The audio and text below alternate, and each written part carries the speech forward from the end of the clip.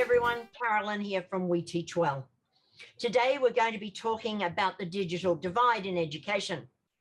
We're privileged to be joined by four amazing educators who can offer important perspectives on what we have and what we need in going forward. They are Ruth Smith, Head of Department of Teaching and Learning and Middle Years Program Coordinator at Callum Vale Community College in Queensland.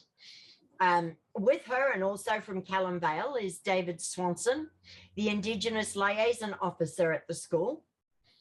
Associate Professor David Zyngier from Southern Cross University, who was also joined us for the Digital Divide session last year, and Dr. Sandy Nicoll, an education consultant with Nicoll Education. Before we begin, I would like to acknowledge the traditional custodians on the land of which I work, the Yalukit Weelam clan of the Boonwurrung, and pay my respects to their elders, past and present. We also acknowledge the traditional custodians of the lands on which our guests work. We acknowledge and uphold their continuing relationship to the land. So last year, we talked about what we were learning in relation to students and their access to education technology. We talked about the surprise shown by some when they discovered that not all young people were tech natives with devices. And we talked about the ramifications this will have globally and locally. When people assume that every school student is tech savvy, when they're not, we are maintaining a system that sets many young people up to fail. It can have a significant effect on their work opportunities and their ability to navigate an increasingly virtual society. As always, it is students and families in areas of low socioeconomic status that fare the worst. Obviously, funding is a problem. We have seen a consistent growth of public funding to private schools who already have plenty of money, and a corresponding drop to public schools, many of which don't even have the basic requirements. We need to fix this. We need to find both systemic and on-the-ground answers to the issues. And I would argue that we're past the time for strategies. We've gone beyond that. We need action in order to correct a growing imbalance. Each of the panelists speaking today have firsthand knowledge of what inequality in our schools look like. So to begin, I'm going to get each of them to give a brief comment on their current context. And I'd like to start with David Zyngier, who is a strong proponent of public education and has spent many, many years fighting the battle for educational equality. So, David. Well, what stands out to me, especially now under the fact that so many of our students are not in schools but are learning at home, or not learning at home but are at home trying to learn. I discovered this morning that only 88% of all homes in Australia are actually connected to the internet. That means 12%, and those 12% are our most disadvantaged, our rural, remote and Indigenous kids do not have access to internet. So if they are, the only way that they can get access to internet is through a hotspot on a mobile phone. That's assuming they have a mobile phone and a plan that can actually enable that connection. And that assumes, of course, that they're living in somewhere that is close enough to a tower to get reception. That's right. And reception that enables this kind of work that we are doing together right now. Now, I've had the pleasure of having two of my older grandchildren at home last week because their parents are essential workers, and I had to supervise their learning. Now, they're privileged kids. We've got NBN Wi-Fi here. They brought their own Chromebooks from school along with them. And if they didn't have their Chromebooks, well, I've got my own laptops that I could have shared with them. Yeah. Privileged. But we need to think about something that struck me, an article that was in The Guardian week, and it talked about how much money private schools received as part of JobKeeper. Mm. Now, one school alone, Wesley College here in Melbourne, a very, very wealthy school that charges over $35,000 per annum for its students, last year received $20 million in JobKeeper. And it's one of many schools. And I've got other schools here that, Mariah College in Sydney that received $9.4 million. King's College in Sydney, $2.5 million. St Leonard's in Brighton in Melbourne received $5.5 million of JobKeeper. Mm. Just the $20 million that Wesley received in JobKeeper, and it didn't need it because they actually declared a surplus last year. I saw that, yeah. They declared a surplus last year at about $600 for an entry, a Chromebook. That would have supplied 30,000 disadvantaged students with a printer and a Chromebook. Yeah. 30,000 students. So our country has gone crazy in the support for private schools. Public schools, of course, got none of this. Here in Victoria, some kids were given dongles to enable them to access the internet on a Chromebook. Every school endeavoured to give kids Chromebooks or old iPads that they could connect with. Mm-hmm. But the fact is that there are at least 12% of Australian homes that are not connected in any way or form to the internet. So that's 12% of our most disadvantaged kids who are becoming further disadvantaged. Yeah, Exactly. How could we should not be surprised when we find that we've got a very, very long tail of underperformance, underachievement, that our politicians keep hammering our teachers and say, you're not doing enough. You're not doing because these kids are failing. And I believe you mentioned the word fail before. One of my favourite teachers says there's no such thing as failure, only a first attempt in learning. Yeah, love it. I like that. But we are actually failing our most disadvantaged, our Indigenous kids, the regional kids, the rural and remote kids, and the kids in our western suburbs who are doubly struck with COVID disease because of their particular demographics. The fact that their parents are all essential workers, can't work from home, they're not university trained, or they have qualifications from overseas that are not recognised here. So they have to work in a factory, they have to work in delivery, they have to work in cleaning. So they're doubly locked down. Parents aren't home to help them. And even if the parents were home, would they be able to? First language is possibly not English. They've probably not had much education themselves. And so what we find, even with Victoria crowing about its excellent NAPLAN results from last year, we still haven't dived deeply into those results to see which groups are performing well and which groups are underperforming. And we can be assured of what the results will show when we have a deep dive into that. Which I would imagine would show that a lot of students in those low SES groups wouldn't have sat NAPLAN last year.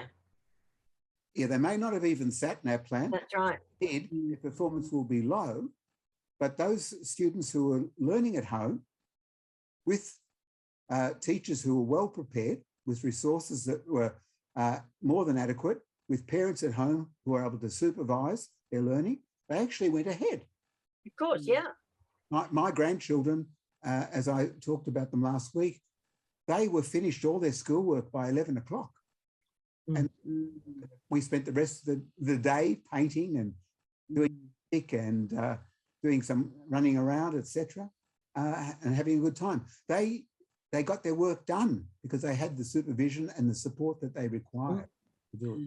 Yeah, I have a nephew with ADHD, and while he didn't like the virtual learning because he loved school, he actually did better. He got a lot more done.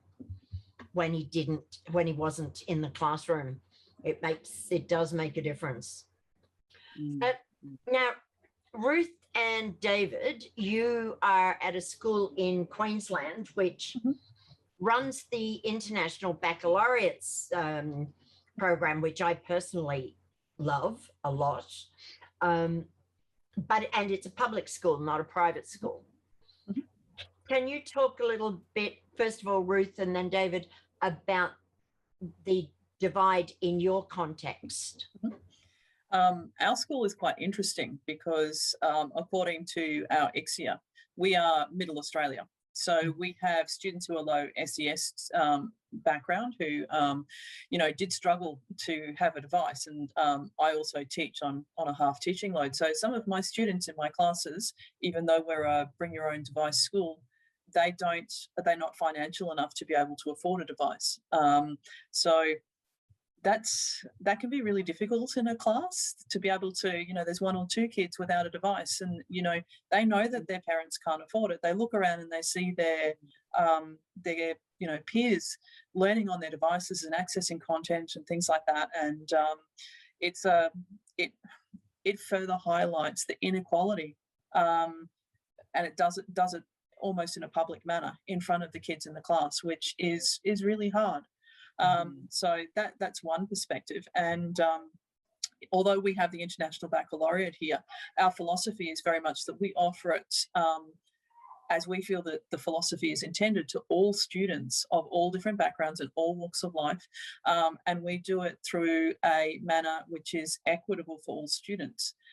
So some of our students, they struggle financially, but they get through to the end of it, and that's a fabulous thing. We do have a significant population of students whose first language is not English. We have some refugee students who are here as well.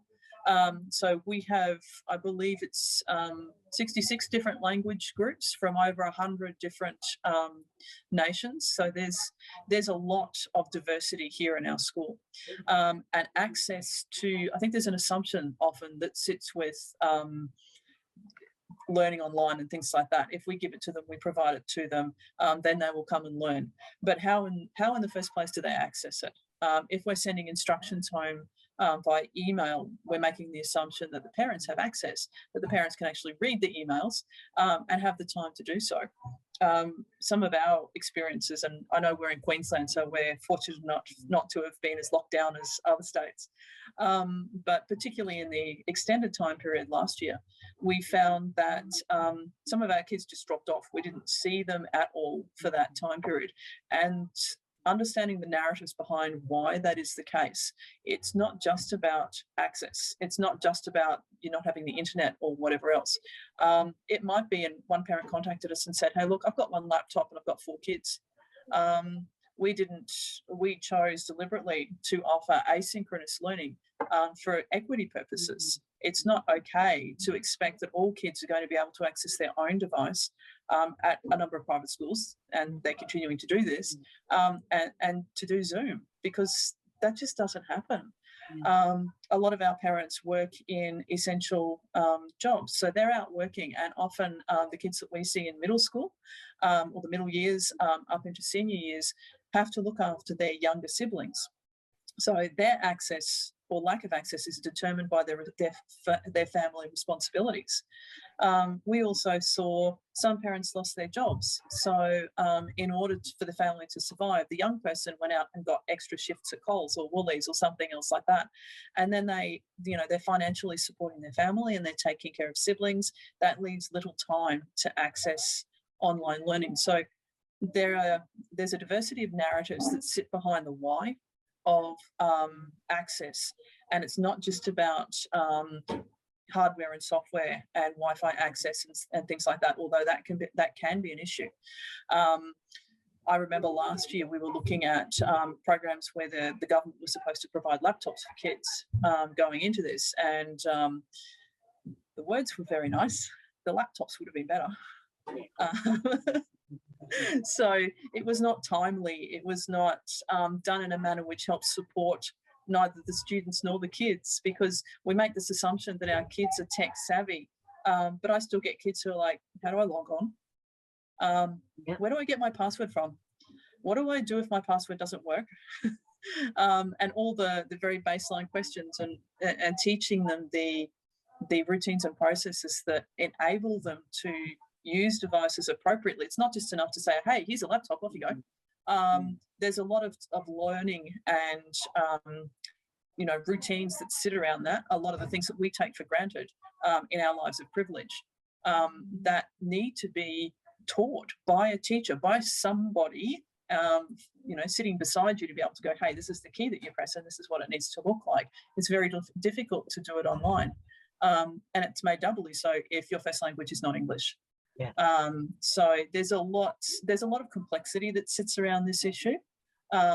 And David works with our Indigenous families at the college. We are an urban school, so we sit in Brisbane's south side, but we still experience a lot of the issues that other schools may have issues with, who might be a little bit more, regional or something like that.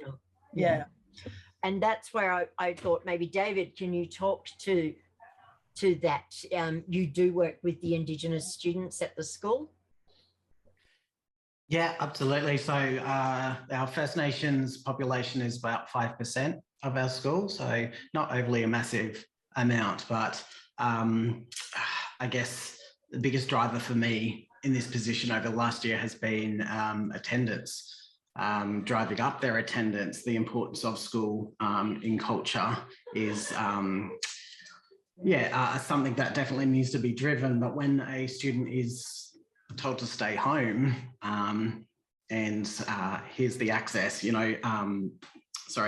the tools to use it, with no drive behind that, I guess that makes it quite difficult. Monitoring attendance and bringing up attendance is my first and foremost goal. But when the COVID instruction came in, we couldn't pressure it. If you're sick, you're sick. You got a sniffly nose, you stay home. You know what I mean? I asked if I could do front lawn yarns with my students, but I couldn't, because that's putting them in danger, being quite a vulnerable community. Having chats to the parents about the expectations on them, a lot of them felt that they had to become teachers overnight, which is not the case. We give as many tools as we can, but again, accessing those tools is quite difficult, quite challenging. But yeah, I guess the attendance was probably my biggest hurdle, along with everything else that's been discussed. I mean, I've ordered or asked for laptops from an external organisation, and they're doing their best to get it to us, but these things take time, and there's a new lockdown tomorrow. We're quite fortunate to be in Queensland at the moment, but I think, as we were talking about before this actual meeting, you mentioned that it only takes one person to start a new outbreak, and it could be tomorrow, it could be in 2 weeks' time. But preparation for that, I don't have those laptops still, and I asked for weeks ago. But this company, who's doing a very nice thing for us, organising laptops for these disadvantaged students, is a wonderful thing that they're doing. But getting our hands on them is quite difficult. Sorry, I had myself on mute there.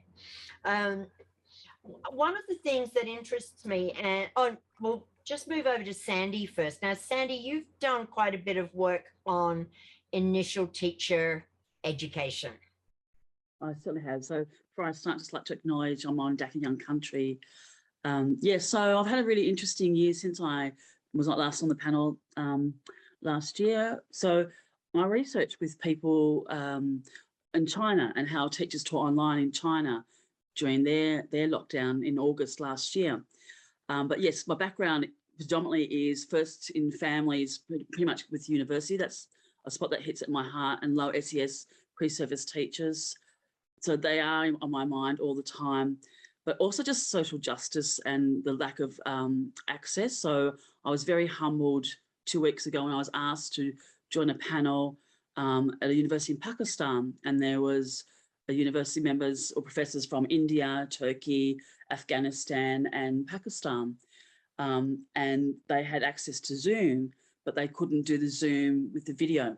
So we actually just talked to the screen, and I believe there was 500 people there. I didn't see a soul. I just saw my pink box every time I spoke. But it really humbled me to think that these people know they don't have access to digital technologies. That's not going to stop them. So, and they worked out ways to present, which blew my mind. I was just so honoured to be part of that panel. And it makes me also very mindful of low SES with pre-service teachers in particular, because they're not wealthy. These are not from wealthy families. They're trying their hardest to actually get out of, I think, poverty. And I do recall recently one student, she didn't have access, like what you're saying, David. And so I was as flexible as I possibly could be, because often she would have to be in a car borrowing someone's phone to study and things like that. And there was no way I was going to let her drop out if it was because of technology. So I was going to do whatever I could to help her. And then even in China itself, when we did the study of teachers in China, it was really interesting because they have the same problems that we have. So, and that digital divide, it's really, quite daunting. So my passion has now turned into becoming an advocate for pre-service teachers in particular, because I truly believe they're not being given a fair go anymore. Policy is squashing them. The agency does not exist for many of them. And so, currently that's where I'm really advocating, because I truly believe this. If we empower them and believe in them and let them work out how their wings are going to best work, how they are going to best teach, we will produce a far superior teaching force, which is what we need. So we need that pre-service teachers to be confident. I meet so many of them that are not confident, because I teach predominantly mathematics and creative arts, and they are so fearful of these subjects. But when you empower them and tell them that you believe in them, their whole mindset changes. So that's Thanks. What I was wondering is, are there things that have been around for a while, like inequities that have been around for a while, but we really didn't work out just how much until the pandemic? So things that actually weren't working, but we just didn't realize they weren't working. Well, look, I'll chime in first here, Karen. I want to share an example. So in a suburban Melbourne school, where the teachers and the principal recognise and acknowledge this divide, this digital divide, the school set up postbox outside the school gate during lockdown for prep 1, 2, 3, 4, 5, 6. Each class had their own postbox, and each morning a parent on their 1 or 2 hour going out would come to the school, pick up the child's work for the day and take it home, and the next day deliver the child's work and pick up the next lot of work. I mean, there are ways of overcoming this community cooperation. So it's a bit old school, but it's good school. Things like disasters, whatever they are, whether it's bushfires or floods or droughts or a pandemic, expose the weak underbelly. And it brings to the fore, it shines a light on the inequities in our society.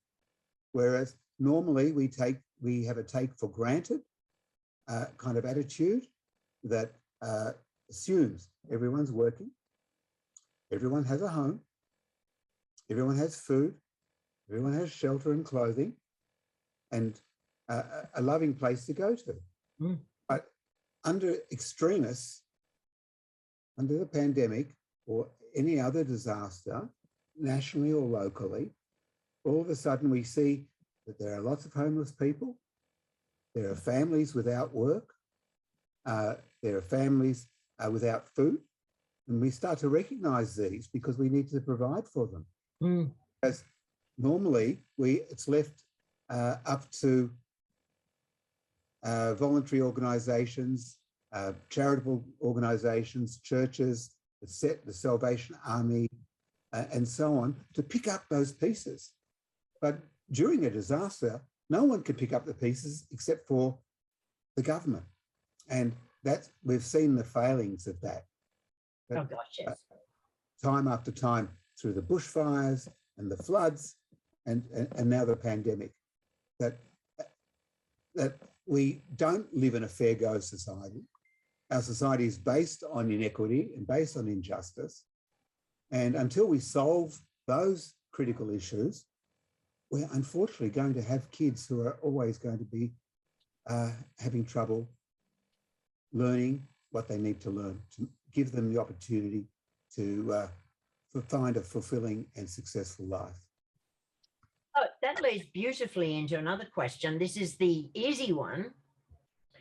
What issues do you think are systemic and which ones might just be environmental or contextual? Don't all rush in at the same time. That's right. I think personally, well, first of all, I would like to say what's been uncovered. I believe people have finally realised that teachers actually work more than 9 to 3. So I think that's been a wake-up call for pretty much 99% of the nation. My concern is it will be soon forgotten if when we get back to normality, whatever that will be in the future. Is it systemic? 100%. So the loss of agency of teachers really hits at my absolute core, because the loss of agency and all this red tape in policy now with accreditation and following the soft skills that we talk about with the TALIS reports from OECD, teachers have been stopped from actually succeeding during COVID because of red tape. All right, and that's benchmarking, was supposedly called benchmarking. I don't actually think that actually is benchmarking. I think it's pulling us down. It's it's an anchor on every teacher's leg, and it's dragging them down, that they have to focus on stuff that is not helping agency for them and not helping agency for the students that they're teaching, because they have to follow this box. They have to tick this box. Well, to me, it's clearly shows that AITSL is a body that is political. And people are not, there's not a statutory declaration in terms of requirements of who is on the board. And so because we don't have classroom teachers on the board, yeah, we have school leaders, we don't actually have classroom teachers on the board, there's no way they will ever understand what their red tape is actually doing in the classrooms. So, and until we change it, and I know we've talked about that, flip the system, I've got the book behind me, but we need to really agitate now more than ever for the benefit of our students and our classroom teachers. And I just think that and if we don't embrace this chance with COVID, it'll be such a shame, because now is the time where the government's going, oh, we've made a mistake here, we've made a mistake here. They're probably for the very first time willing to actually listen to teachers. And that's something that's really strong in my heart. Yeah, if we can take it back just to the digital components, I'd like to sort of approach that again about systemic versus environmental. Ruth, do you want to jump in? Or yeah, sure. I think one of I think David mentioned a number of assumptions, and I think that one of the assumptions to do with this and everything that's come with the pandemic is around the use of ICTs in learning, that it's the best way to learn. Our school's a BYOD school, and the assumption is if you bring along a device, then the kids are going to be using it for everything. We need to be careful of the way that we engage with tools, because kids still need to be able to read text in a paper book. They need to be able to write. Just because we have the tools does not necessarily mean that they're the best tool for every situation. Just like David, I'm, multiple roles here. I think we all have multiple roles here. I've got 2 sons, and last year they were at a private school. I will say that they are no longer at private schools. Last year they were at private schools and doing Zoom online learning and things like that. one of my sons loved it. It was fantastic. He got all of his work done, which meant that he could play games online with his mates when he finished, which is probably not the purpose of it, but anyway. And I think as well, side note, it gives them an opportunity to get up to all sorts of interesting mischief online, which I'll talk about a little bit later on. My second and older son found it really, really challenging. He's a person who needs people. And I think one of the best things that we learnt from the pandemic is that we need people, and some people really need people. My son needs someone beside him to help explain things to him. And he just crashed. It was an unhappy disaster. You know, the tools that he needed were not the online tools. Even with the asynchronous learning, it wasn't great. So, you know, I think we need to consider that, yes, online learning and all those sorts of things, it's convenient and all the rest of it. But I think in some ways it disadvantages kids even further. It exacerbates that divide, because it's not only about kids who have physical and digital access, it's also about kids who can learn in that environment, who value that environment and have the assistance at home to be able to do that. So yeah, I digress. But anyway, and the online learning, as I have discovered with my second son again, really does give the kids opportunities to utilize technologies in very creative ways to subvert what the learning's actually about. Oh gosh, yes. So, you know, some of the things that went on, it was really difficult to police from a parent perspective. It's like, what are you doing? You're hijacking somebody else's class from another school or whatever else. I know that you know, Zoom was a problem for his school. We're not in Education Queensland, we don't use Zoom because it's not an approved tool for students. But a lot of the private schools were using Zoom, and you can do all sorts of interesting and possibly not great stuff with Zoom.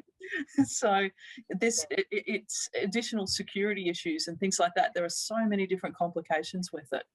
So hence the discovery of waiting rooms on Zoom.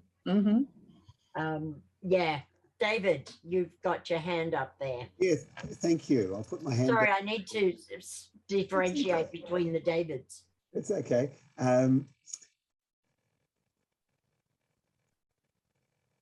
I think Ruth touched on a number of issues, and Sandy as well. I think the core thing that we have learned here is that the best learning takes place in the classroom with a classroom teacher. Yeah. A fully qualified, well-resourced classroom teacher, and who is not teaching out of their subject area. Too many teachers are forced to teach out of their subject areas. Field, yeah. Out of field teaching is endemic in our society, and it's an environmental but also structural issue that needs to be overcome.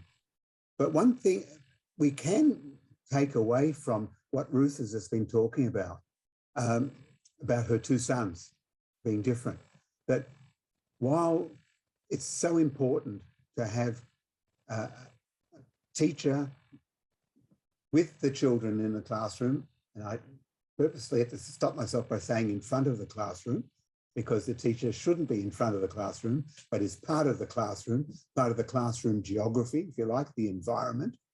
But sometimes particular children need to either have individualised help within the classroom or individualised help outside of the classroom. When I visited Finland many years ago, went to primary and secondary schools in the town of Jyväskylä, which is Jyväskylä University is the major teaching university in Finland. And I hopped on a bicycle and just took myself out to various schools, introduced myself at the front desk, and students took me around. And as I was walking around, I saw kids leaving the classroom.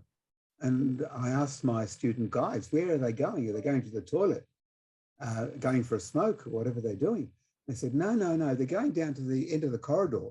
And at the end of the corridor, there is a special ed teacher who is there to solve their problems without interrupting the classroom. The kids, if they don't understand, they don't have to put up the hand and break the teacher's flow or the classroom's flow. They just go out, get their problem solved, come back into the classroom and carry on. Now, we need to take those kinds of things on board, and those things require resources.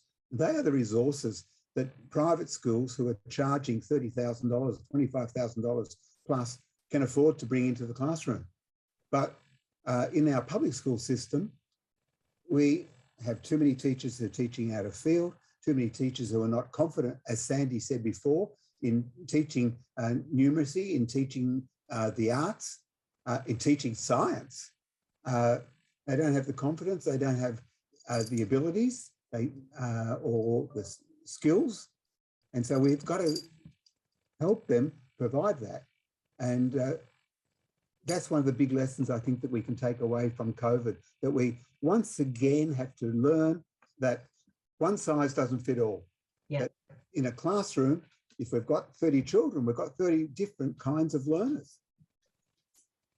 Yeah, it's the out of field thing's interesting because what we are doing is looking at coaching for out of field English teachers. And I had a session with Ruth, who I'm going to throw to now, who has been out of field teaching English for 20 years, I believe she said. Do you want to jump in, Ruth? Yep, I will. I'll just have to put my hand down in a second. I was going to jump on what David said. The private school that my sons went to actually had far less support than the public school that we're at in terms of people to support their literacy and numeracy and things like that, which I think is part of the non-selective selective process, that, you know, if you have an issue and you keep falling further and further behind, you may end up going someplace else to be able to get the help that they need.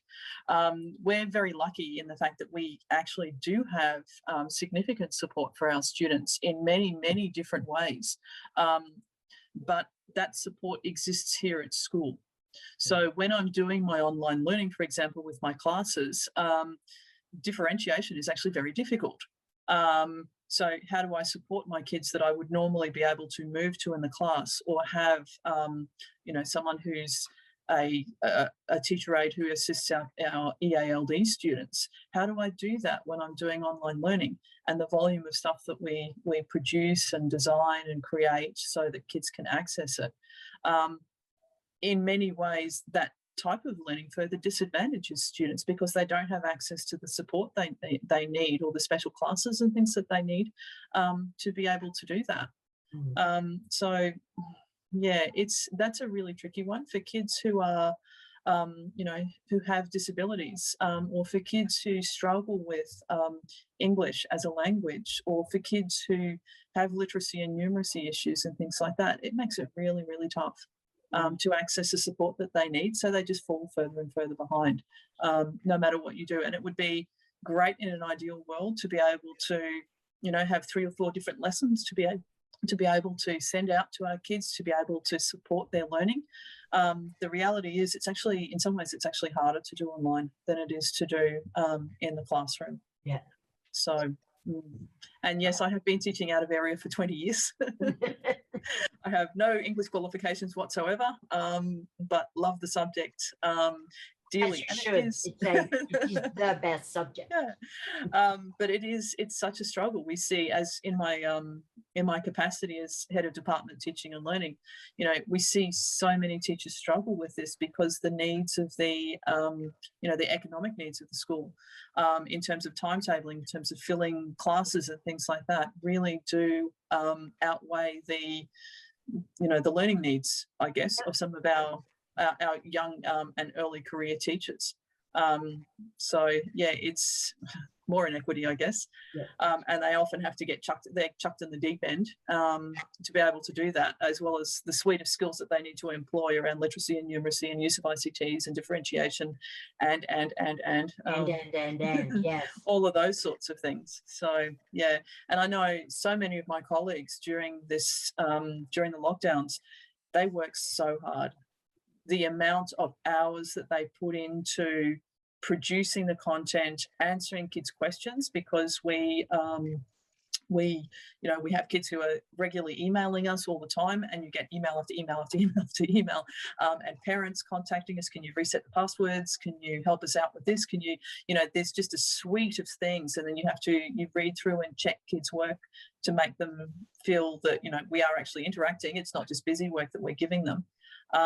It's really, really difficult. That's where artificial intelligence, Ruth, is where we should be looking. We should be forging ahead with artificial intelligence to work out these admin things at the moment I was getting, before I left unis, I was getting 80 emails a day, and artificial intelligence could have actually answered a lot of that. People say, well, go to, for example, on Blackboard for university or, iLearn. No, artificial intelligence can be set up with an algorithm to solve this, because your soft skills are being pulled apart. That's what I mean by policy and red tape, because that's where we can actually help teachers by taking away those things that are these soft skills that can be fixed up with the algorithm. So in saying that, I mean, I understand where you're going with that, but if you've got schools where on day 8 they discover how many teachers they're allowed for the year, and some of those teachers are full-time admin or doing other things, it doesn't, artificial intelligence is not where they need to is not where they're going to put their money, because that in itself is a learning curve that can't be done immediately. And that's what I want to go to next, after we've spoken to David, both Davids, is what can we do? What can we do? But first of all, David Swanson, on the thing that we've been talking about, how do you think Indigenous students are being affected by these issues? Yeah, listen, most of my success comes with my connection to the student, and that's lost in a digital environment. As hard as you try to connect online, and as Ruth was saying before, we don't have access to a lot of Zoom. Was not a possibility for us. So a lot of mine were phone calls, if I could ever get an answer, emails to students, emails to parents. There was a lot of expectation on a parent to automatically become a teacher. I would chat to them on the phone. They were like, oh, I'm expected to teach. And I was like, no, you're not. We've got the tools here. The teachers are backing you up. All we want you to do is get the student focused on what they're actually doing. So, which is a challenge in itself. These parents are being instructed to stay at home, keep their students at home, but the education is not a high priority to them. It's a legal requirement, but it's not a priority. So, trying to get the kid to focus is difficult in itself. And then on top of that, becoming the expert in, whatever subject they're looking into on top of that. And then they're coming to me. I'm not the expert either, but I can link them to the experts at least. But I guess that was the major struggle from them. I was interested, a few times you'd hear people say that I've got my own work to do and I'm supposed to look after my children, which I personally don't think's unreasonable. But then I said, well, how do you think your child's teacher is doing? Because that teacher is teaching your child, but they're also managing their education of their own children. Right. And so you've got a sort of two-ended thing where the poor teacher in the middle is being stretched even further than they have previously been stretched. Yeah. Could I jump in? Could I jump in here, Carol? Of course you can. Issue. Thank you. I think teachers have been too hard on themselves, and I just thought of a term. Instead of us talking about home learning, we should be take a leaf out of the job keeper and call it learning keeper. Yeah. What what we've been forced to do under lockdown is to actually keep the kids attached to their learning, to keep in touch with them.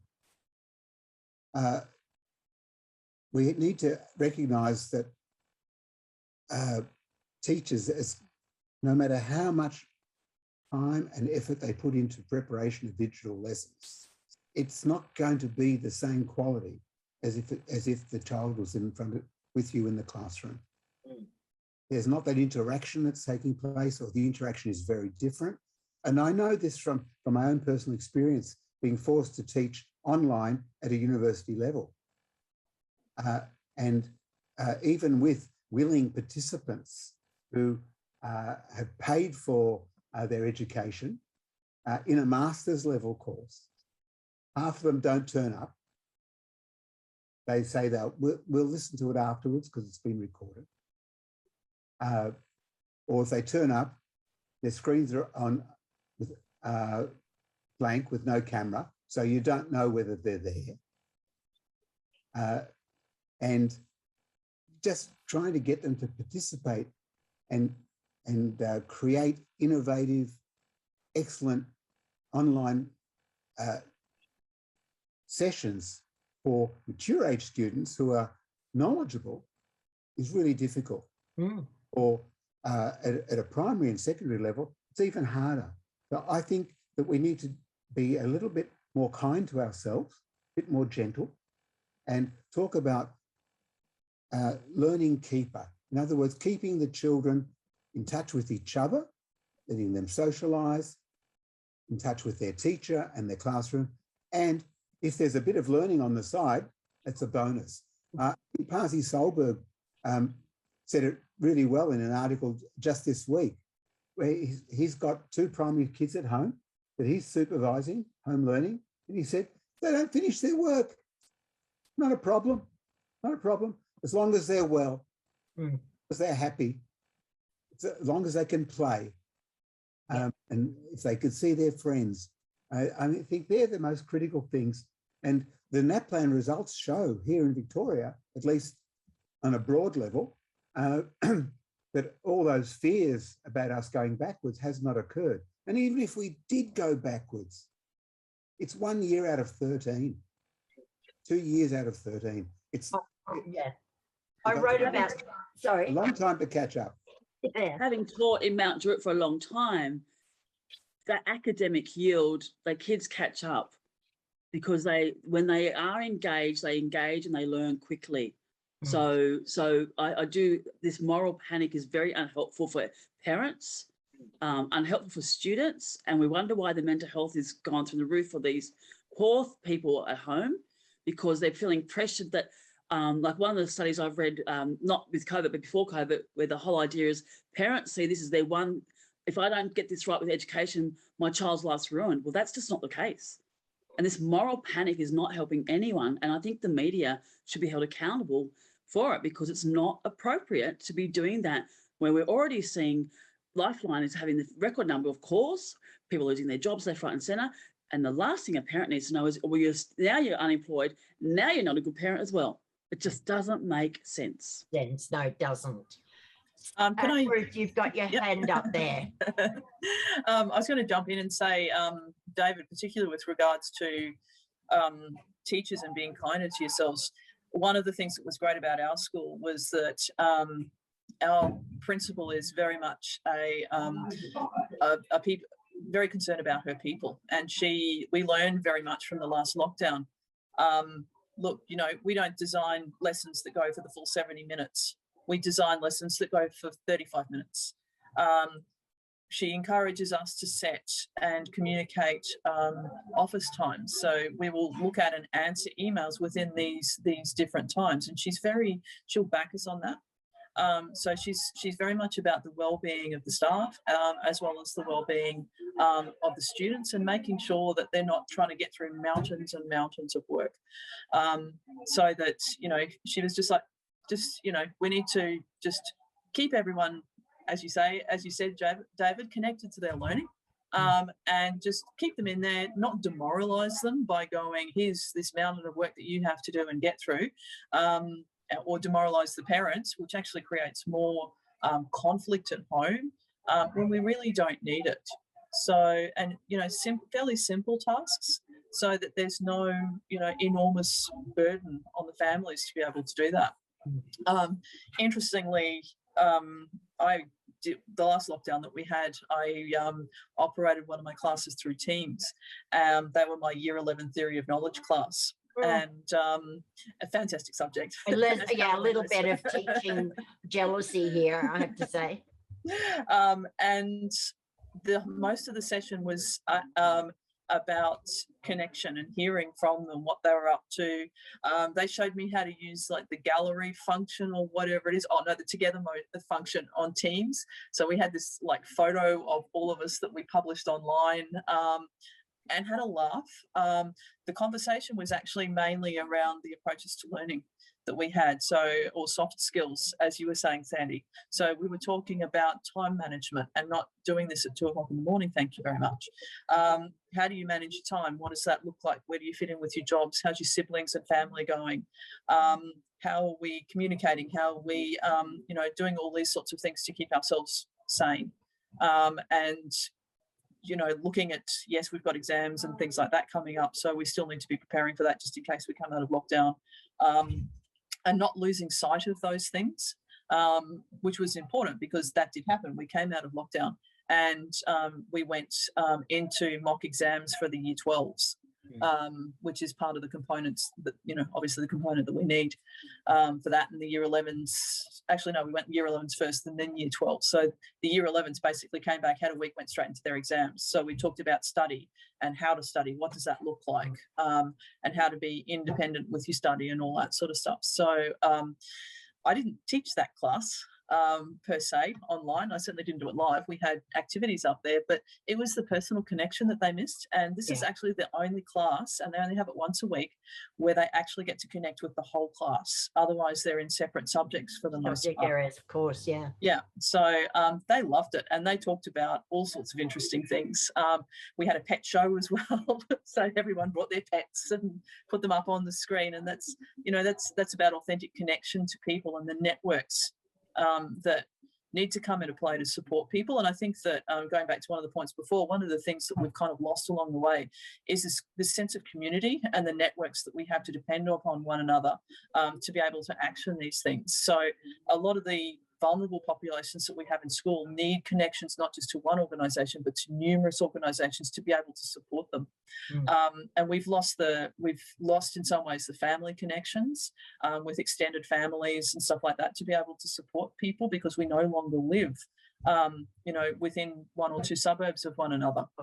Yeah. And lockdown has exacerbated that.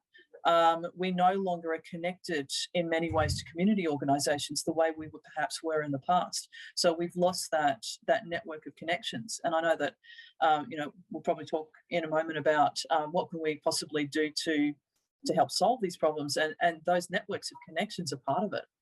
The connection to, because this is not just a school responsibility. And I know that the media likes to throw it back on schools and throw it back on teachers and bash teachers for what we're not doing in schools and all the rest of it. It's not necessarily a teacher problem and a school problem or a systemic problem. It's not a parent problem either. This is a problem which exists and is connected to so many different things, and so must the solution be. The connections must support the solution, and it's not just a one-sided solution that, you know, it's the responsibility of schools to do that. That's a beautiful way to segue into the next question, which is, of course, we know about these things now. We're aware of what many of the problems are.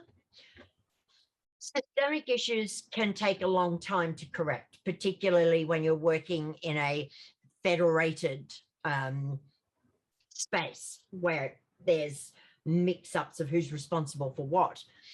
But what can we implement now from what we've learned about what the problems are? Are there things that can be done on the micro level? Just those little things that teachers can do, or parents can do, or school leaders can do to start to close this gap. of disadvantage and divide amongst students? What can we do right now? Well, the first thing that needs to be done is to ensure that every child in every school has the necessary resources, whatever they may be, at that time, at that particular circumstance, to continue their learning. And that usually takes money. Yeah. We hear too often, time and time again, from every federal Minister of Education since Christopher Pyne, schools are getting more money than they've ever had before, and money doesn't solve the problem. But in fact, all the research tells us two things. First of all, that schools are not getting more money. Some schools are getting more money. Of course, as a total pie, the pie keeps on growing because we've got more kids at school. Now, each kid who comes to a school brings with them an additional lump of money of about $12,000 in the public school system for primary and about $15,000 in the secondary school, in the high school system, in public schools. So, of course, as our population grows, the education budget grows as well. It hasn't grown commensurate to the number of children who are in our schools. In particular, it hasn't grown in the public sector. In fact, it's diminished in the public sector.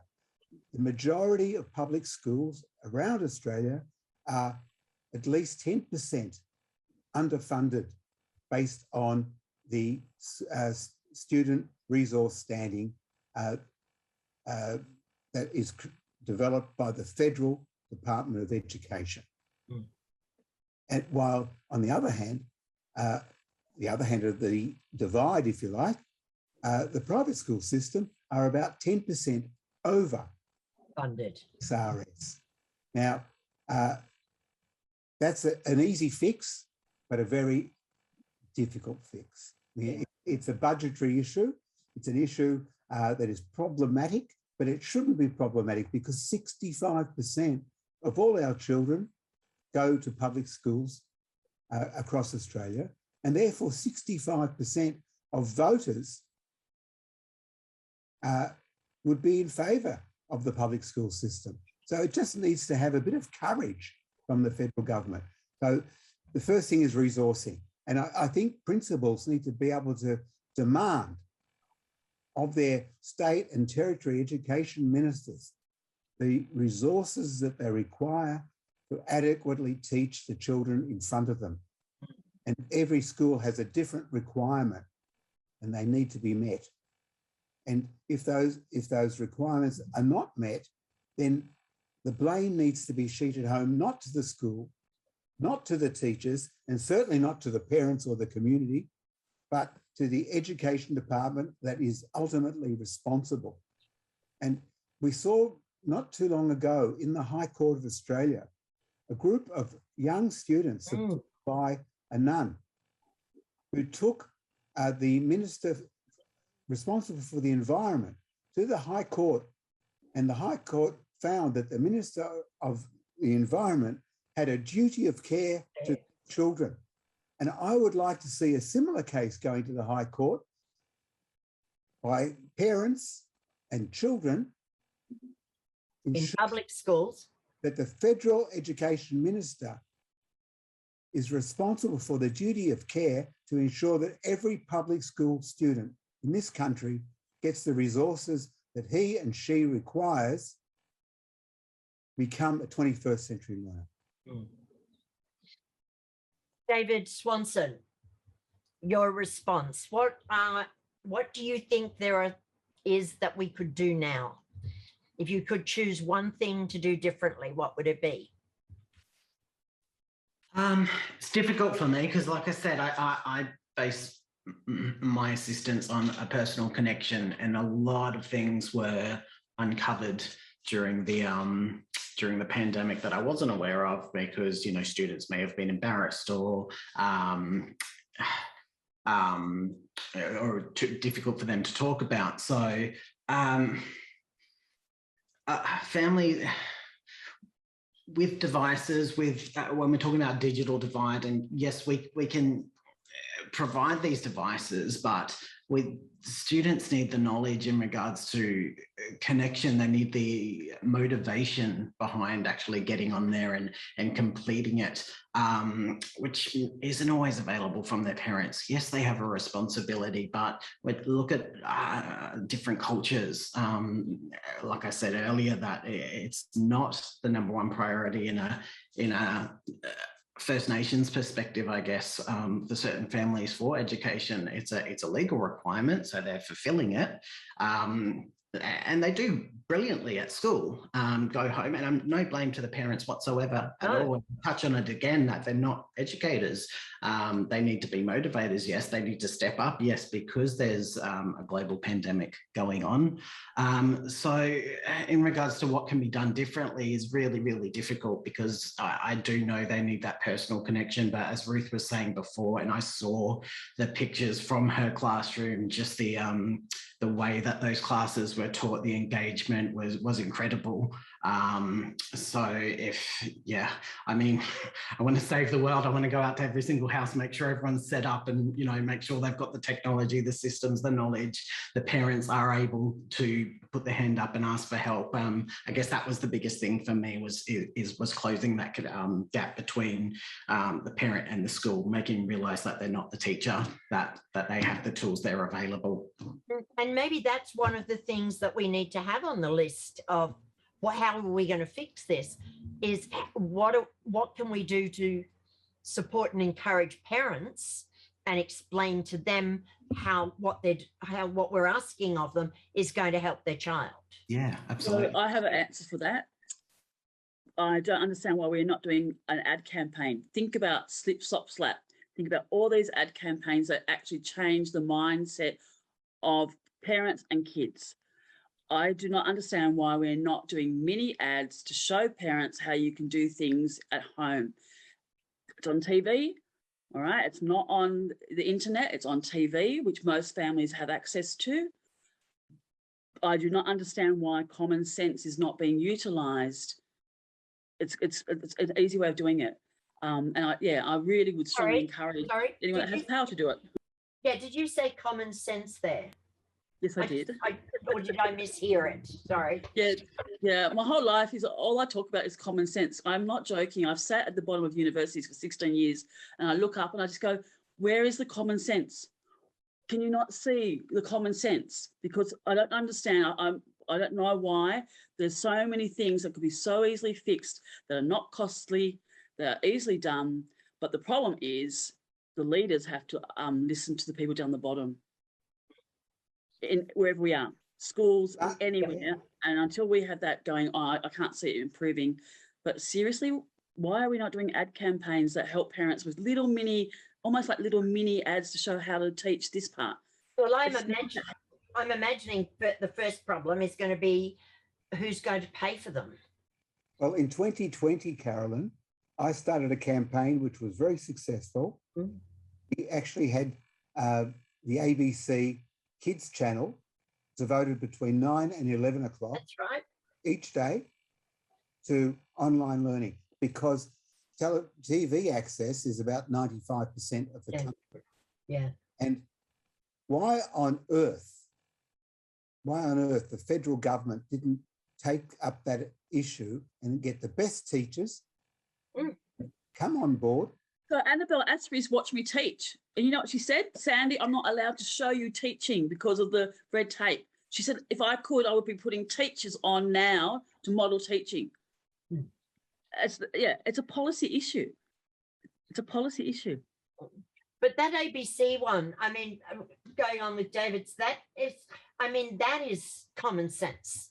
The problem was, of course, that while the ABC was being used brilliantly to provide teaching, there were certain governments who were trying to take away its funding at the same time, which of course makes things difficult. I realized that we have spoken for longer than I told you we would. But of course it is, I find this, this issue to be incredibly important, and not one of the things that I have discovered, and this is interesting, in the ed tech field, which I've been sort of attached to for the last 4 years. But because we worked with teachers, that wasn't a sort of popular ed tech thing.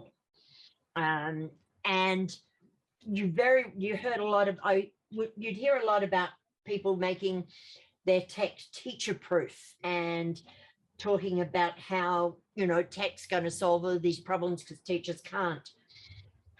And at the big EdTech conference that was on last week, I was really encouraged to hear one after another these leaders of education technology reminding us that teachers are the most important thing, and saying that it doesn't matter what tech we bring in, we have to support teachers, that you cannot separate good learning from teachers. And I found that incredibly encouraging, because that's not what they've necessarily been saying beforehand. So as we finish, we've got a genie in a lamp. Your number one wish, if you had it, go. David, let's go with you first, because you're in front as I of said, me. Adequate resources fit for purpose for each learner and each classroom and each school. Absolutely. Thank you. David Swanson, you're next. Open communication and understanding.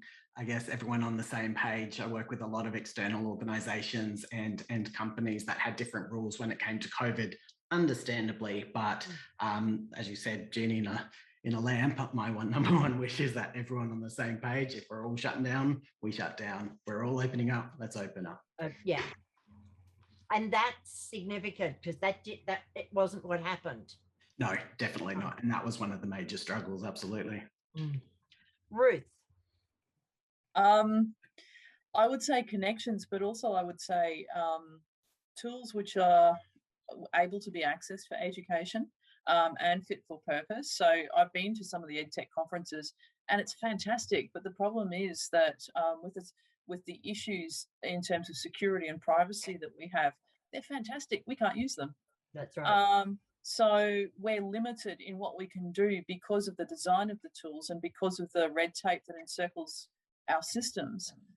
It would be great to be able to access a wide variety of tools which are, student friendly, and be able to do so in an environment where kids do have access. So there's a resourcing issue, there's resourcing there as well. So absolutely, I agree with both Davids, and the connections between all members of the community, and that's not just the school community, but the wider community, even the connections between schools and universities, to be able to support learning with pre-service teachers, and be able to study those sorts of things as well, so that we can learn from this and move forward and not make some of the same mistakes as we go forward. Well, I think you would be encouraged in the last, with the conference last week, where they're talking about the importance of teachers for the first time in a while, and also heavily talking about security, privacy, and all of those related issues to tech. And Sandy, your genie in a bottle. Are you cutting red tape? Yeah. It's not hard to do. It means empowering people that that have not been trusted as much before. What I'm saying is teachers. All right. So it's about time we started trusting our teachers and cut the red tape. How many layers of red tape there may be. I would like to thank you all very much for your time and your expertise. It's a big question, and hopefully we will keep asking it until we find answers to it. So this we'll be back next year to talk about it again, and I will keep talking about it until it doesn't exist anymore, or I die first. Just remember to be kind and be gentle. Be kind and be gentle, and take care of each other.